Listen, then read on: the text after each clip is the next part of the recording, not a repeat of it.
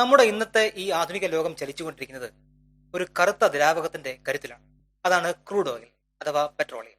Israel, Iran, America യുദ്ധത്തിൽ ലോകത്തിൽ എല്ലായിടത്തും പെട്രോൾ, പാചകവാതക കമ്മി അനുഭവപ്പെടുന്നത് നിങ്ങൾ അറിഞ്ഞിരിക്കും. നമ്മുടെ കേരളത്തിലും സ്ഥിതി രൂക്ഷമാവാൻ പോകുന്നതിന്റെ സൂചനകൾ കിട്ടിത്തുടങ്ങിയിട്ടുണ്ട്. ലക്ഷക്കണക്കിന് വർഷങ്ങൾക്ക് മുമ്പ് ചത്ത് മണ്ണടിഞ്ഞു പോയ ജീവികളുടെ അവശിഷ്ടങ്ങളിൽ നിന്നാണ് ഇതുണ്ടായിരിക്കുന്നത്, അല്ലെങ്കിൽ പെട്രോളിയം രൂപപ്പെട്ടിരിക്കുന്നതെന്ന് നമുക്കറിയാം. പക്ഷെ അപ്പോഴും ഒരു സംശയം ബാക്കിയാണ്. സൗദി അറേബ്യ പോലുള്ള കൊടും മരുഭൂമികളിൽ എങ്ങനെയാണ് ഇത്രമാത്രം അധികം എണ്ണ നിക്ഷേപം ഉണ്ടാവുന്നത്? കാരണം മിഡിൽ ഈസ്റ്റ് രാജ്യങ്ങളിലാണ് ആഗോള എണ്ണ ഉൽപാദനത്തിന്റെ, പെട്രോളിയം ഉൽപാദനത്തിന്റെ 20 മുതൽ 30% എന്ന് മാത്രവുമല്ല, ആഗോള എണ്ണ നിക്ഷേപത്തിന്റെ 50% മിഡിൽ ഈസ്റ്റ് രാജ്യങ്ങളിലാണ്. നമ്മൾ പഠിച്ചതിന് പ്രകാരം വെച്ച് ആലോചിച്ച് നോക്കുകയാണെങ്കിൽ ഈ പ്രദേശങ്ങളിലായിരുന്നു, മിഡിൽ ഈസ്റ്റ് പ്രദേശങ്ങളിലായിരുന്നു ഡൈനോസോറുകൾ കൂട്ടമായി ചത്ത് മണ്ണടിഞ്ഞു പോയത്. ആഗോള എണ്ണ നിക്ഷേപത്തിന്റെ, പെട്രോളിയം നിക്ഷേപത്തിന്റെ 50% ആഗോള ഉൽപാദനത്തിന്റെ 20 മുതൽ 30% എങ്ങനെ ഭൂമിയിലെ ഒരു പ്രദേശത്തായി അഥവാ മിഡിൽ ഈസ്റ്റിലെ പ്രദേശത്തായി കുമിഞ്ഞു എന്നും ലോകത്തിൽ എല്ലായിടത്തും ഒരേപോലെ എണ്ണ നിക്ഷേപം, പെട്രോളിയം നിക്ഷേപം കാണപ്പെടാത്തത് എന്തുകൊണ്ടെന്നുമാണ് നമ്മൾ ഈ വീഡിയോയിൽ സംസാരിക്കുന്നത്. നമസ്കാരം. ചെറുതല്ല കാര്യത്തിന്റെ മറ്റൊരു വീഡിയോയിലേക്ക് എല്ലാവർക്കും സ്വാഗതം. കൽക്കരിയല്ല, പെട്രോളിയം. കാർബണിഫറസ് കാലഘട്ടത്തിലെ കൂറ്റൻ വനങ്ങളാണ് ഇന്ധനമായി മാറിയതെന്ന് നമ്മൾ സ്കൂളുകളിൽ പഠിച്ചിട്ടുണ്ടാകാം. എന്നാൽ അതൊരു പകുതി സത്യം മാത്രമാണ്. ആ വനങ്ങൾ വാസ്തവത്തിൽ കൽക്കരിയായിട്ടാണ് മാറിയത്, പെട്രോളിയമായല്ല. കൽക്കരിയുടെ ജനനം ഏകദേശം 30 കോടി വർഷങ്ങൾക്ക് മുൻപ് കാർബണിഫറസ് പീരിയഡ് ഭൂമിയിൽ ഇന്നത്തേക്കാൾ വലിയ കാടുകളും ചതുപ്പുനിലങ്ങളും ഉണ്ടായിരുന്നു. അന്ന് ഓക്സിജന്റെ അളവ് വളരെ കൂടുതലായതുകൊണ്ട് മരങ്ങൾ വളർന്ന് പന്തലിച്ചു. ഈ വൻമരങ്ങൾ ചതുപ്പുകളിൽ വീണ് മണ്ണടിഞ്ഞപ്പോൾ ഉണ്ടായതാണ് കൽക്കരി. ഇത് കരയിൽ മാത്രം സംഭവിക്കുന്ന പ്രക്രിയയാണ്. പെട്രോളിയത്തിന്റെ ജനനം. എന്നാൽ നമ്മൾ ഇന്ന് സംസാരിക്കുന്ന ലിക്വിഡ് ഗോൾഡ് അഥവാ പെട്രോളിയം ഉണ്ടായത് ഈ വനങ്ങളിൽ നിന്നല്ല, മറിച്ച് കടലിലെ കുഞ്ഞൻ ജീവികളിൽ നിന്നാണ്. പ്ലാങ്ക്ടണുകൾ, ആൽഗകൾ എന്നിങ്ങനെയുള്ള സൂക്ഷ്മജീവികൾ സമുദ്രത്തിന്റെ അടിത്തട്ടിൽ അടിഞ്ഞുകൂടി. ഇവയിൽ ധാരാളം കൊഴുപ്പും ഹൈഡ്രോ കാർബണുകളും അടങ്ങിയിട്ടുണ്ട്. ചുരുക്കി പറഞ്ഞാൽ കൽക്കരിയും പെട്രോളിയവും ഫോസിൽ ഇന്ധനങ്ങളാണെങ്കിലും അവയുടെ ജനനവും സ്വഭാവവും തികച്ചും വ്യത്യസ്തമാണ്. നമ്മുടെ വീഡിയോയുടെ വിഷയം കടലിൽ നിന്നും ജനിച്ച പെട്രോളിയമാണ്. ഡൈനോസറുകളല്ല, കുഞ്ഞന്മാരാണ് താരം. നമ്മൾ മിക്കപ്പോഴും കരുതുന്നത് വലിയ ഡൈനോസറുകൾ മണ്ണടിഞ്ഞാണ് എണ്ണ ഉണ്ടായതെന്നാണ്. എന്നാൽ സത്യമതല്ല. കണ്ണുകൊണ്ട് കാണാൻ പോലും കഴിയാത്തത്ര ചെറിയ ജീവികളാണ് ഈ ലോകത്തെ മാറ്റിമറിച്ച ഊർജ്ജ സ്രോതസ്സായി മാറിയത്.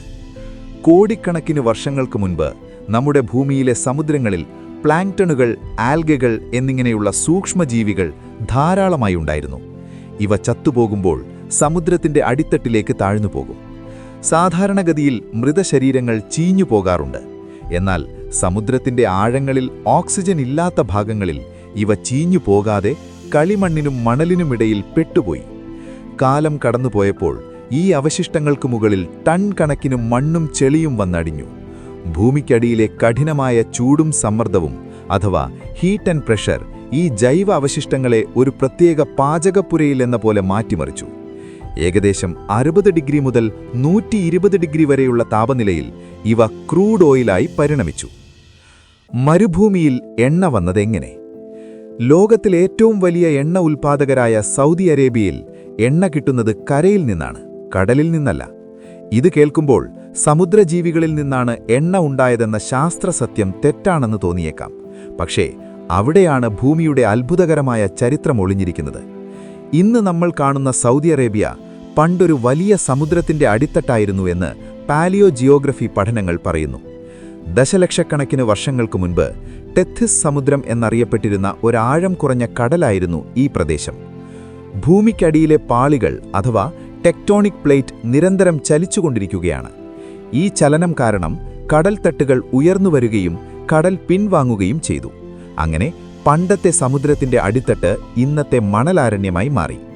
സൗദിയിലെ ഗവാർ എന്ന ലോകത്തിലെ ഏറ്റവും വലിയ എണ്ണപ്പാടം ഇന്ന് കരയിലാണെങ്കിലും അതിനടിയിലെ പാറകൾ പരിശോധിച്ചാൽ അവ പണ്ടത്തെ സമുദ്രത്തിന്റെ അവശിഷ്ടങ്ങളാണെന്ന് കാണാം.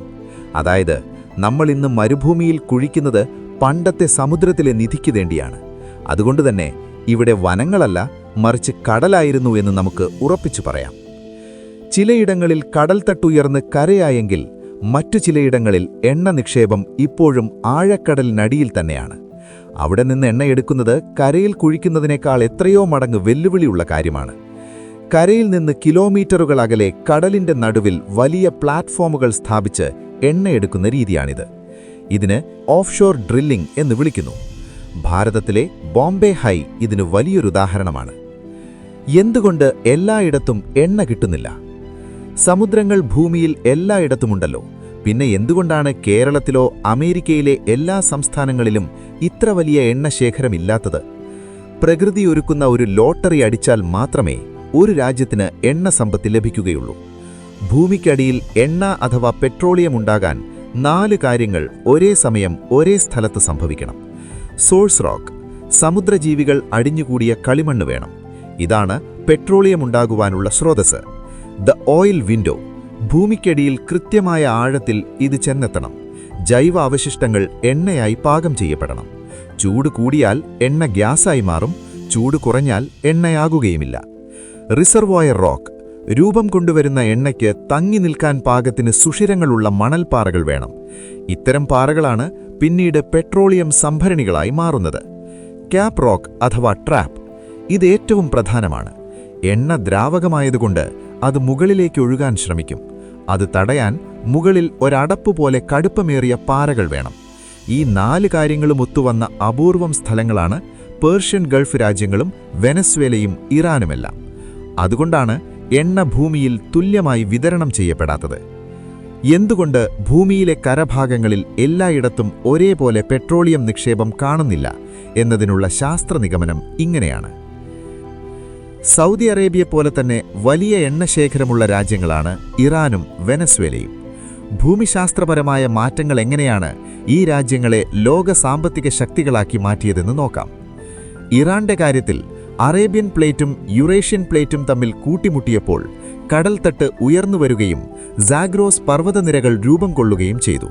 ഈ കൂട്ടിമുട്ടലിൽ ഉണ്ടായ മടക്കുകൾക്കിടയിൽ പെട്രോളിയം വൻതോതിൽ കുടുങ്ങിപ്പോയി. ലോകത്തിൽ ഏറ്റവും കൂടുതൽ എണ്ണശേഖരമുള്ള രാജ്യമാണ് വെനസ്വേല.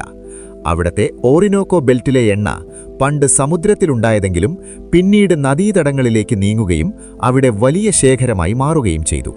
ഈ രാജ്യങ്ങളിലെല്ലാം ലക്ഷക്കണക്കിന് വർഷങ്ങൾക്ക് മുൻപ് നടന്ന ഭൂമിശാസ്ത്രപരമായ മാറ്റങ്ങളാണ് ഇന്നത്തെ രാഷ്ട്രീയവും സാമ്പത്തികവുമായ മാറ്റങ്ങൾക്ക് കാരണം.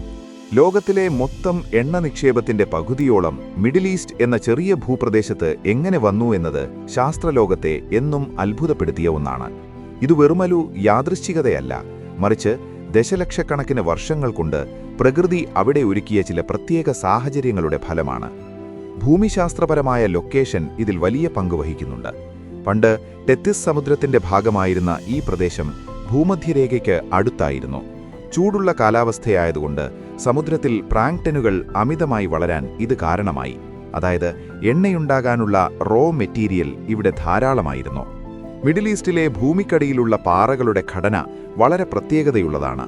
അവിടെ ആന്റിക്ലൈൻ എന്ന് വിളിക്കുന്ന തലകീഴായി വെച്ച പാത്രം പോലെയുള്ള പാറ മടക്കുകൾ ധാരാളമുണ്ട്. രൂപപ്പെട്ടു വന്ന പെട്രോളിയം തങ്ങി നിൽക്കുന്ന തരത്തിൽ ട്രാപ്പ് പോലെ ഇവ വർത്തിച്ചു. അതുകൊണ്ടുതന്നെ എണ്ണ മുകളിലേക്ക് ഒഴുകിപ്പോകാതെ ഈ മടക്കുകൾക്കിടയിൽ കുടുങ്ങിപ്പോയി. ഈ പ്രദേശത്തെ സമുദ്രം പലതവണ വറ്റിപ്പോയപ്പോൾ അവിടെ കിലോമീറ്ററുകൾ കനത്തിൽ ഉപ്പിന്റെ പാളികൾ രൂപപ്പെട്ടു. ഉപ്പ് ഒരു മികച്ച സീൽ അഥവാ കവചം പോലെ പ്രവർത്തിച്ചു എന്ന് ശാസ്ത്രജ്ഞർ അഭിപ്രായപ്പെടുന്നു. എത്ര വലിയ സമ്മർദ്ദമുണ്ടായാലും എണ്ണ പുറത്തുപോകാത്ത രീതിയിൽ ഈ ഉപ്പുപാളികൾ എണ്ണയെ ഭൂമിക്കടിയിൽ സുരക്ഷിതമായി പൂട്ടിവെച്ചു. മിഡിൽ ഈസ്റ്റിലെ ശാന്തമായ ഭൂമിയാണ് മറ്റൊരു പ്രത്യേകതയെന്ന് ഭൗമശാസ്ത്രജ്ഞരും അഭിപ്രായപ്പെടുന്നുണ്ട്. മറ്റു പലയിടങ്ങളിലും ഭൂകമ്പങ്ങളോ അഗ്നിപർവ്വത സ്ഫോടനങ്ങളോ വഴി ഭൂമിക്കടിയിലെ എണ്ണശേഖരം നശിച്ചുപോയപ്പോൾ മിഡിൽ ഈസ്റ്റിലെ ഭൂഗർഭ തടങ്ങൾ ദശലക്ഷക്കണക്കിന് വർഷങ്ങളായി താരതമ്യേന ശാന്തമായിരുന്നു. ഇത് എണ്ണയ്ക്ക് സുരക്ഷിതമായി അവിടെ ഇരിക്കാൻ സഹായകവുമായി.